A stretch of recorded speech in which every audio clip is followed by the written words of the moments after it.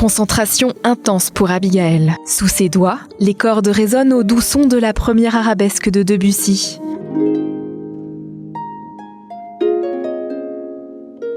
La jeune musicienne de 22 ans participe au concours national dans sa catégorie, une compétition créée en 2011 pour préparer la jeune génération au concours international de harpe d'Israël, premier du genre et considéré comme l'un des plus prestigieux au monde.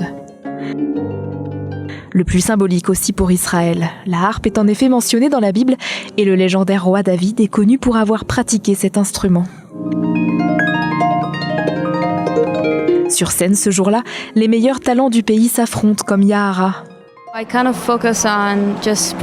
Participer à un tel concours me permet de me concentrer sur ma progression. Chaque fois que je me produis en concours, le travail que je mène sur moi-même, comment je me présente sur scène, comment je gère mon stress, comment je travaille et interprète les morceaux, tout cela est finalement la vraie récompense.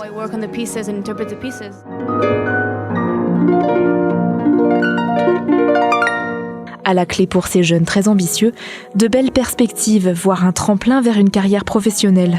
Au bout du suspense, Abigail a su toucher la corde sensible du public. Je suis très enthousiaste.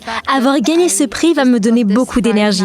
Je voudrais voir jusqu'où je peux aller. Je vais peut-être participer à d'autres concours de ce type ou à des concours d'orchestre. Et parmi les membres du jury, une autre harpiste très talentueuse.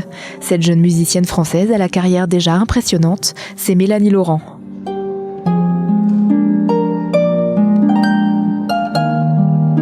Elle a été propulsée sous les projecteurs après avoir remporté le concours Bloomington en 2019, jumelé à son équivalent international israélien.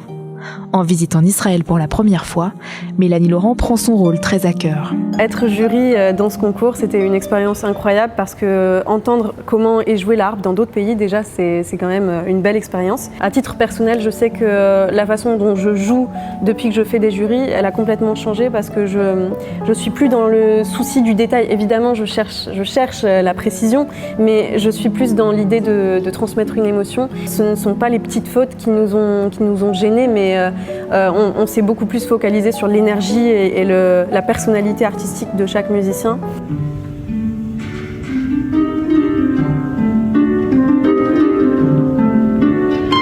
Et avant d'écouter attentivement les jeunes talents, c'est elle qui était sur scène pour un récital à Tel Aviv. C'est la première fois que je viens en Israël spécifiquement. C'est toujours hyper intéressant de voir comment c'est perçu, comment est perçue la musique classique, mais aussi comment est perçu cet instrument qui est quand même pas des plus communs.